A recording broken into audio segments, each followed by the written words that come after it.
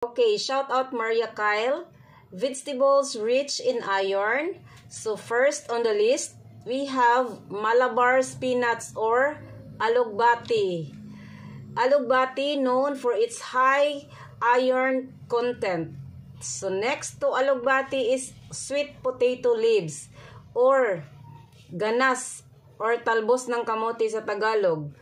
Rich in iron and other nutrients like vitamin A and vitamin C. Next is we have broccoli. Although broccoli, no, dili ingon siya nga taas pud siya iron, pero broccoli also contain iron and rich in vitamin C that helps enhance iron absorption.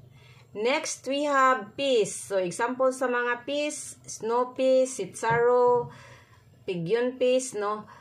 Contain also iron, protein, fiber, and vitamins. Then, we have string beans or sitaw. Also contain some iron and notable for being low in calorie and rich in fiber, vitamins, and minerals. For better iron absorption, pair these vegetables with foods high in vitamin C like citrus fruits, so mga oranges, bell pepper, or tomatoes.